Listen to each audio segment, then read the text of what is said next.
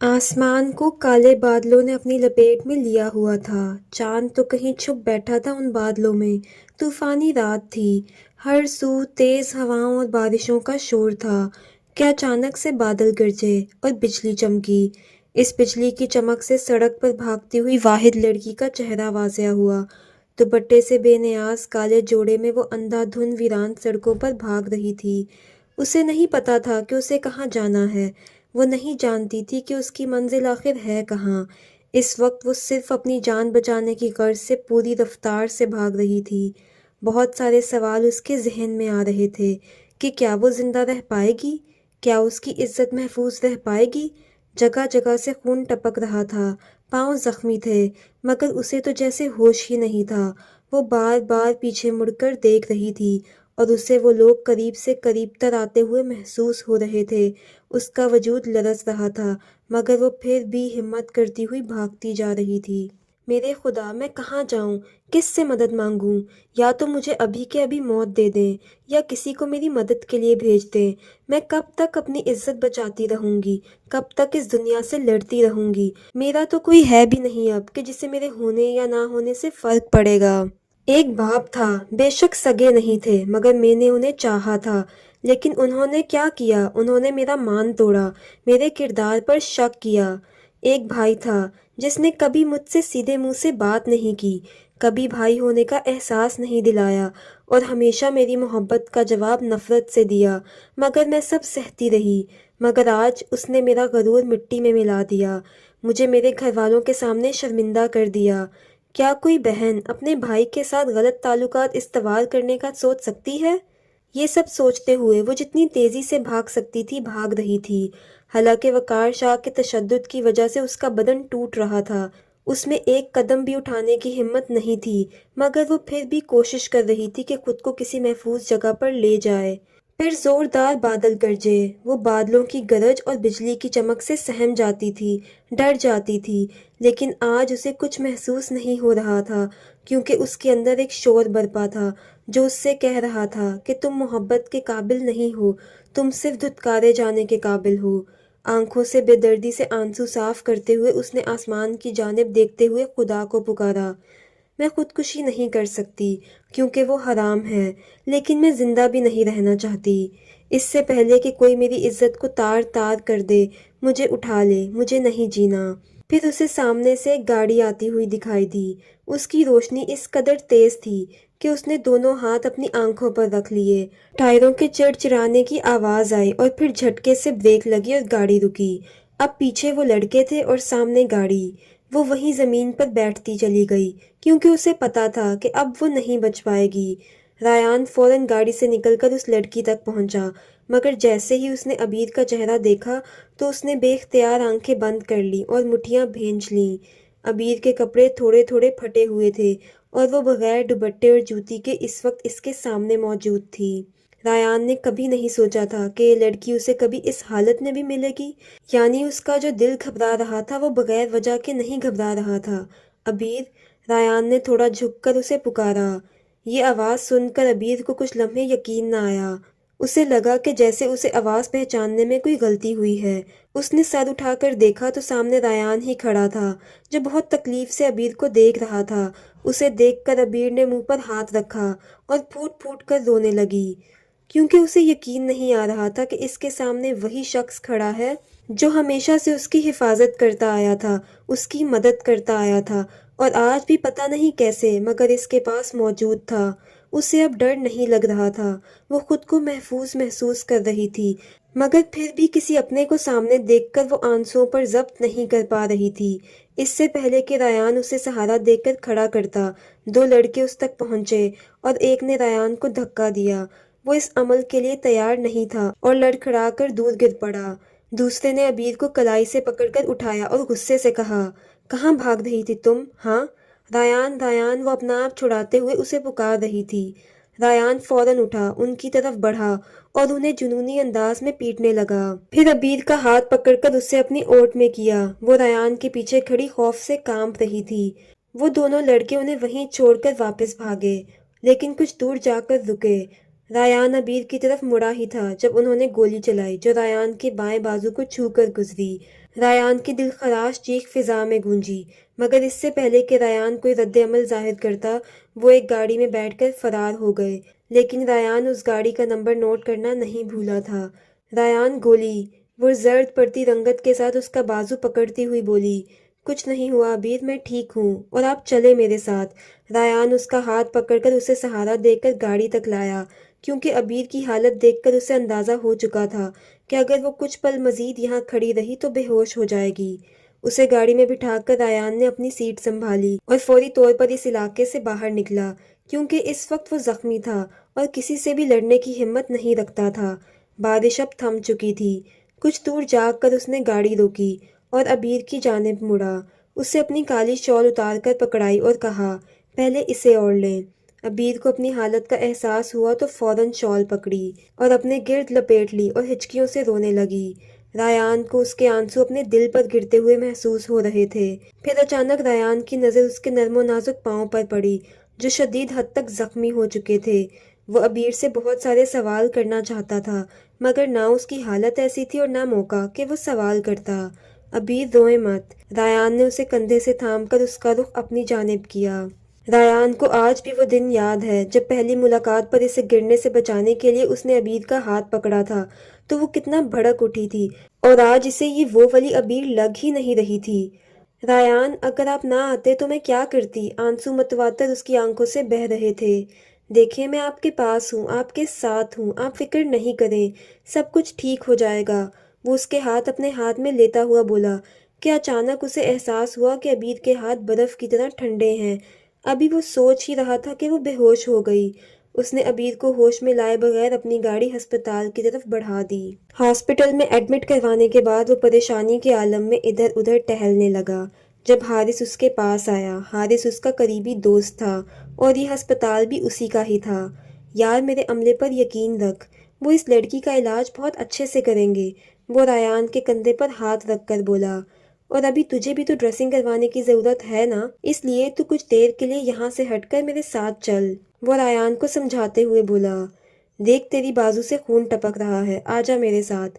اسے ہلتا نہ دیکھ کر وہ دوبارہ بولا، حارث، میں اسے یہاں اکیلا چھوڑ کر نہیں جاؤں گا، پہلے اسے دیکھوں گا، تسلی کروں گا، پھر جاؤں گا، وہ حتمی انداز میں بولا۔ تو پٹے گا مجھ سے، جب میں کہہ رہا ہوں کہ ڈاکٹرز دیکھ لیں گے اسے تو تجھے سمجھ میں کیوں نہیں آ رہا؟ حارث یہ کہہ کر اسے زبردستی اپنے ساتھ لے گیا۔ رایان پٹی کروانے کے بعد ابھی اپنی کرسی سے باہر جانے کے لیے اٹھا ہی تھا جب ڈاکٹر عائشہ اندر داخل ہوئیں۔ جی ڈاکٹر عائشہ، کیا رپورٹ ہے؟ پیشنٹ کی طبیعت کیسی ہے اب؟ ڈاکٹر حارث نے پوچھا۔ پیشنٹ اب پہلے سے بہتر ہے اور ہوش میں بھی آ گئی ہے۔ رایان نے یہ سن کر سکون کا سانس لیا۔ لیکن اسے ہوا کیا تھا؟ ڈاکٹر حارث نے پوچھا۔ پیشنٹ کے اوپر کافی تشدد ہوا ہے، اس لڑکی کے جسم پر جگہ جگہ زخم اور نیل پڑے ہوئے ہیں، کسی نے بہت بے دردی سے مارا ہے شاید انہیں۔ رایان کے ماتھے پر بل نمودار ہوئے، اس کے علاوہ ان کے پاؤں بھی شدید زخمی ہیں، سر پر بھی چوٹ ہے۔ اگر میں عام الفاظ میں کہوں تو جسم کا کوئی حصہ ایسا نہیں ہے جو زخمی نہ ہو، ڈاکٹر عائشہ نے بتایا۔ رایان نے جنونی انداز میں اپنا ہاتھ دیوار پر مارا، یہ پرواہ کیے بغیر کہ اس کا بازو پہلے ہی زخمی ہے۔ رایان، ہمت کر، ڈاکٹر حارث رایان کا کندھا تھپتھپا کر بولے۔ اور انہیں کسی بات کی پریشانی بھی ہے، کوئی بات ہے جو انہیں اندر ہی اندر کھائے جا رہی ہے، جبکہ اس عمر میں یہ سب ٹھیک نہیں ہے ان کی صحت کے لیے، ڈاکٹر عائشہ تکلیف سے بولی۔ شکریہ ڈاکٹر عائشہ، اب آپ جا سکتی ہیں، ڈاکٹر حارث نے کہا۔ ڈاکٹر عائشہ کے جانے کے بعد ڈاکٹر حارث نے رایان کو بلایا، لیکن رایان اسے سنے بغیر ابیر کے کمرے کی جانب بڑھ گیا۔ کمرے میں داخل ہوا تو سامنے ابیر دوائیوں کے زیر اثر سوتی نظر آئی۔ وہ اس کے قریب کرسی پر بیٹھ گیا اور اس کا ہاتھ اپنے ہاتھ میں لیتے ہوئے بولا، میں وعدہ کرتا ہوں ابیر، تمہارے ہر دکھ کا، ہر زخم کا حساب لوں گا ان سے جنہوں نے تمہارے ساتھ یہ کیا ہے۔ رایان کی آنکھیں اس وقت ضبط سے لال تھیں۔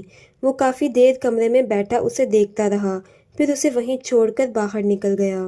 صبح آلیار کی آنکھ کھلی تو اس نے اپنے بائیں جانب دیکھا جہاں ذرا اس کے بازو پر سر رکھے سکون سے سو رہی تھی۔ آلیار کو آج عدالت جانا تھا، اس لیے وہ جلدی اٹھا تھا۔ اس کی نیند کا خیال کرتے ہوئے اس نے دھیرے سے بازو نکالنا چاہا، مگر ذرا کی آنکھ کھل گئی۔ گڈ مارننگ مسز آلیار، آلیار نے مسکرا کر کہا۔ ذرا بھی جواباً مسکرائی اور اپنے لمبے گھنے بال سمیٹتی ہوئی اٹھ بیٹھی۔ آلیار کی نظر مسلسل اپنے بالوں پر دیکھ کر ضروا نے پوچھا، ایسے کیا دیکھ رہے ہیں؟ مجھے تمہارے بال بہت پسند ہیں، اپنے ساتھ ساتھ ان کا بھی خیال رکھا کرو۔ یہ کہہ کر وہ بیڈ سے اٹھا اور واش روم کی جانب بڑھ گیا۔ آپ کہیں جا رہے ہیں؟ ضروا نے پوچھا۔ ہاں، عدالت جانا ہے، اس نے پلٹ کر جواب دیا۔ آپ نے تو چھٹیاں لے رکھی تھی نا؟ ضروا خفگی سے بولی۔ ہاں، بس ایک ضروری کام ہے اس لیے جا رہا ہوں، باقی بے فکر رہو، میں نے چھٹیاں ہی لے رکھی ہیں محترمہ، جلدی واپس آ جاؤں گا۔ آلیار کے لب مسکرائے۔ خیر تم میرے کپڑے نکال دو، میں تب تک شاور لے لوں۔ ضروا سر ہلاتی ہوئی الماری کی طرف بڑھ گئی۔ کپڑے نکالنے کے بعد وہ بیڈ کے بالکل سامنے گئی اور کھڑکی سے پردے ہٹائے تاکہ صبح کی ٹھنڈی ہوا کمرے میں آ سکے۔ اس کے بعد اس نے بستر ٹھیک کیا اور پھر آلیار کے جوتے نکال کر دائیں جانب موجود صوفے کے پاس رکھے۔ ان سب کاموں سے فارغ ہو کر وہ بالکنی میں آ گئی۔ بالکنی کے درمیان میں دو نہایت قیمتی کرسیاں اور میز پڑی تھی۔ اس کے علاوہ بالکنی کی سجاوٹ میں مختلف پودوں کا استعمال کیا گیا تھا۔ لکڑی کا کام بھی بہت خوبصورتی سے کیا گیا تھا اور کل ہی ضروا کے لیے آلیار نے یہاں پر ہینگنگ سوئنگ لگایا تھا۔ ضروا، آلیار کی آواز پر وہ بالکنی سے کمرے میں واپس آئی۔ جی، ضروا نے کہا۔ وہ شو ریک کے پاس کھڑا اپنے جوتے ڈھونڈتے ہوئے مصروف انداز میں بولا، یار یہاں میرے کالے رنگ کے جوتے تھے، تم نے دیکھے ہیں کہیں؟ ہاں وہ تو وہاں پڑے ہیں، ضروا نے صوفے کی طرف اشارہ کرتے ہوئے بتایا۔ وہ وہاں کیسے گئے؟ آلیار نے اسے گھورا۔ کوئی جن بھوت تو جا کر رکھے گا نہیں، ظاہر ہے میں نے ہی رکھے ہیں، ضروا نے مسکرا کر کہا۔ ضروا آج تو تم نے میرے جوتوں کو ہاتھ لگا لیا ہے، آئندہ نہیں لگانا، وہ سنجیدگی سے بولا۔ کیوں؟ ضروا نے ناسمجھی سے پوچھا۔ کیونکہ میں نہیں چاہتا کہ تم میرے جوتوں کو ہاتھ لگاؤ، لیکن دادی جان کہتی ہیں کہ بیوی کا فرض ہے کہ وہ شوہر کا ہر کام خوشی سے کرے۔ آلیار نے اس کے ہاتھ پکڑے اور انہیں احترام سے چوما اور کہا، او میری فرما بردار بیوی، میں چاہتا ہوں یہ ہاتھ میرے سارے کام کریں، سوائے جوتے اٹھانے کے یا رکھنے کے، سمجھ آئی؟ ضروا نے اس بات میں سر ہلایا۔ آلیار اس کے ہاتھ چھوڑ کر صوفے کی جانب بڑھ گیا اور جوتے پہننے لگا، اور ضروا نم آنکھوں کے ساتھ آلیار کو بغیر پلکیں جھپکائے دیکھی جا رہی تھی۔ آج اس کے دل میں آلیار کے لیے قدر اور احترام مزید بڑھ گیا تھا۔ آلیار نے جوتے پہننے کے بعد ضروا کو دیکھا اور اسے تنگ کرتے ہوئے کہا، اب کب تک کھڑی مجھے دیکھتی رہو گی؟ کیا دادی جان نے یہ نہیں بتایا کہ شوہر کے ناشتے کا بھی خیال رکھنا ہوتا ہے؟ لیکن جس طرح تم مجسمہ بنی کھڑی ہو، مجھے تو لگتا ہے کہ آج بغیر ناشتے کے ہی مجھے گھر سے جانا پڑے گا، آلیار نے شریر انداز میں کہا۔ اوہ سوری، میں بس ابھی فریش ہو کر آئی۔ یہ کہتے ہی وہ کپڑے اٹھا کر واش روم کی جانب بڑھ گئی۔ صبح جب عبیر کی آنکھ کھلی تو اس نے پورے کمرے میں نگاہ دوڑائی۔ کچھ ہی پل میں اسے سمجھ آ گیا تھا کہ وہ ہسپتال میں ہے۔ جب اس نے اٹھنا چاہا تو اس کے بدن میں درد کی لہر اٹھی۔ وہ کراہ کر رہ گئی۔ لیٹی رہیں، اٹھنے کی ضرورت نہیں ہے، ریان نے اندر قدم رکھتے ہوئے کہا۔ ریان اس وقت کالی شلوار قمیص پہنے ہوئے تھا۔ عبیر کی نظر ریان کے چہرے سے ہوتے ہوئے اس کے بائیں بازو پر گئی جہاں پٹی بندھی ہوئی تھی۔ اس نے ڈرپ والا ہاتھ بڑھا کر پانی کا گلاس پکڑنا چاہا جب ریان بولا، ایک سیکنڈ رکیے، میں پلاتا ہوں۔ پھر ریان نے اسے احتیاط سے بٹھایا اور پانی پلایا۔ آپ اب ٹھیک ہیں؟ زیادہ درد تو نہیں ہو رہا؟ ریان اس سوال کا جواب جانتا تھا، پر نہ جانے کیوں وہ پھر بھی پوچھ بیٹھا۔ عبیر کی آنکھوں سے لڑیوں کی صورت میں آنسو بہنے لگے، لیکن پھر بھی اس نے ہاں میں سر ہلایا جیسے کہنا چاہ رہی ہو کہ وہ ٹھیک ہے۔ ریان کو اس لمحے اس پر بہت ترس آیا کہ وہ تکلیف میں ہونے کے باوجود بھی کہہ رہی ہے کہ وہ ٹھیک ہے۔ خیر میں آپ کے اٹھنے کا ہی انتظار کر رہا تھا، میں نے بتانا تھا کہ آپ کا ڈسچارج ہو گیا ہے۔ میں کہاں جاؤں گی؟ میں اپنے گھر نہیں جا سکتی، آپ انہیں کہیں کہ مجھے کچھ دن مزید یہیں رہنے دیں، تب تک میں اپنی رہائش کا انتظام کر لوں گی، پلیز، عبیر بھرائی ہوئی آواز میں بولی۔ ریان کو عبیر کے چہرے پر اس وقت خوف صاف دکھائی دے رہا تھا۔ وہ سمجھ سکتا تھا کہ اس وقت وہ کس تکلیف سے گزر رہی ہے۔ عبیر میری بات سنیں، آپ کو کیا لگتا ہے کہ میں آپ کو ایسے حالات میں تنہا چھوڑ دوں گا؟ ریان نے سنجیدگی سے سوال کیا۔ اب آپ میری حفاظت میں ہیں، آپ میرے ساتھ چلیں گی میرے گھر، ریان نے کہا۔ میں آپ کے ساتھ آپ کے گھر کیسے جا سکتی ہوں؟ عبیر نے نفی میں سر ہلاتے ہوئے کہا۔ میں آپ کے ساتھ ہرگز نہیں جا سکتی، اس نے گھبرا کر کہا۔ آپ کو مجھ پر اعتماد نہیں ہے؟ آپ کو لگتا ہے میں آپ کی مجبوری کا فائدہ اٹھاؤں گا؟ ریان تھوڑا غصے سے بولا۔ وہ اس کے غصے کی پرواہ کیے بغیر دوبارہ بولی، آپ بس جائیں یہاں سے، مجھے کسی کے ساتھ نہیں رہنا۔ میں اکیلی ہوں اور مجھے اکیلا ہی رہنے دیجیے، مجھے سہارا دینے کی ضرورت نہیں ہے، کیونکہ مجھے اب پتہ لگ چکا ہے کہ میرا اس دنیا میں کوئی نہیں ہے، وہ چیخ کر بولی۔ اور ہاں، اگر آپ مجھ پر کوئی احسان کرنا ہی چاہتے ہیں تو پلیز مجھے مار کر قبرستان چھوڑ آئیں، وہ تلخی سے بولی۔ اس کی بات سن کر ریان کا دل کیا کہ 2 تھپڑ خود بھی لگا دے، مگر وہ مٹھیاں بھینج کر خود پر قابو کر گیا اور بولا، بہت بےتاب نہیں ہو رہی آپ مرنے کے لیے؟ ہاں ہاں، ہو رہی ہوں میں بےتاب مرنے کے لیے۔ تو پھر وہ چلائی، خاموش، ایک دم خاموش، مجھے چیخنے چلانے والی لڑکیاں زہر لگتی ہیں، تمیز کے دائرے میں رہ کر بات کریں، ورنہ 1 سیکنڈ نہیں لگے گا مجھے آپ کو تمیز سکھانے میں۔ ریان سے اس کی بار بار مرنے مرانے والی باتیں برداشت نہیں ہوئی تو انگلی اٹھا کر غصے سے بولا۔ عبیر اس کے انداز پر سہم گئی۔ آپ چاہیں خوشی سے جائیں میرے ساتھ یا مجھے آپ کو زبردستی لے کر جانا پڑے، لیکن ایک بات طے ہے کہ جائیں گی تو آپ میرے ساتھ ہی، کیونکہ اب میں آپ کو اکیلا نہیں چھوڑوں گا، وہ حتمی انداز میں بولا۔ عبیر کو اب اس سے ڈر لگ رہا تھا، اس لیے مزید بحث نہیں کر سکی۔ چلے اٹھے اب، اس نے سنجیدگی سے کہتے ہوئے عبیر کو وہیل چیئر پر بٹھایا اور گاڑی کی طرف بڑھ گیا۔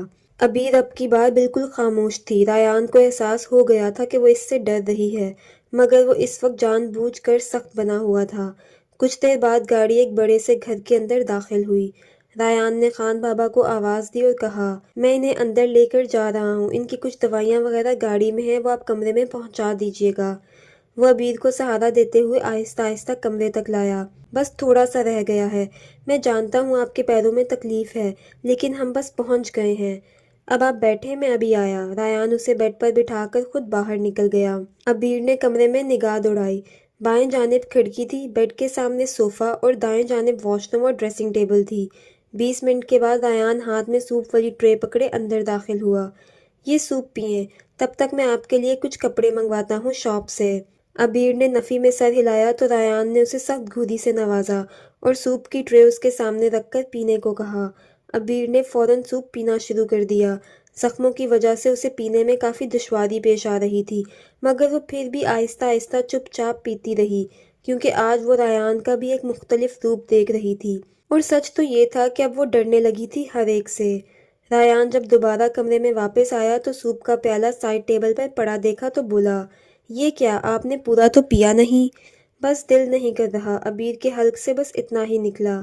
دیکھیں عبیر، میں آپ کے ساتھ سختی نہیں کرنا چاہتا، لیکن آپ مجھے مجبور کر رہی ہیں کہ میں ایسا کروں۔ جو بھی میں کہہ رہا ہوں یقین کریں اس میں آپ کا ہی فائدہ ہے، اس لیے چاہے اسے آپ میری درخواست سمجھ لیں یا حکم، مگر پلیز میری بات مان لیا کریں۔ اب کی بار وہ نرمی سے بولا، پہلے والی سنجیدگی غائب تھی۔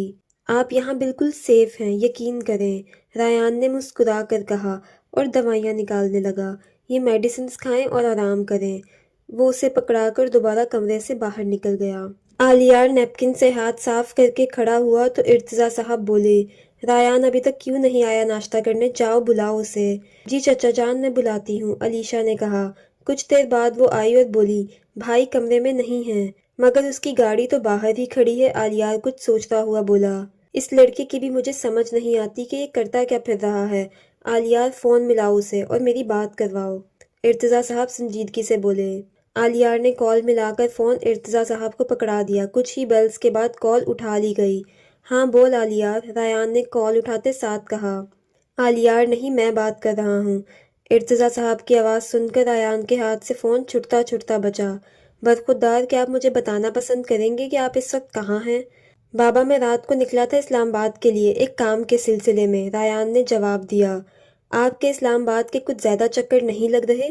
ایسا بھی کون سا کام تھا جو راتوں رات غائب ہونا پڑا؟ وہ غصے سے بولے۔ باقی سب اس وقت مزہ لے رہے تھے، کیونکہ وہ ریان کی پوزیشن سمجھ سکتے تھے۔ واپسی کب ہوگی تمہاری؟ انہوں نے اگلا سوال کیا۔ جی بس 1-2 دن تک۔ ٹھیک ہے، جب آؤ تو سوچ کر آنا تم نے مجھے کیا بہانہ پیش کرنا ہے، سمجھے؟ جی جی بابا، یہ کہتے ہی اس نے جلدی سے فون بند کر دیا۔ کیا کرتے ہو ارتضیٰ؟ کسی کام سے ہی گیا ہوگا نا بچہ، اتنا بھی غیر ذمہ دار نہیں ہے۔ جی بھائی صاحب، میں جانتا ہوں، لیکن کیا گھر میں کوئی بڑا چھوٹا نہیں ہے جسے بتا کر جاتا وہ؟ ہاں، اطلاع دے کر جانا چاہیے تھا۔ خیر چھوڑو، آئندہ احتیاط کرے گا، حیدر صاحب نے ہلکے پھلکے انداز میں کہا۔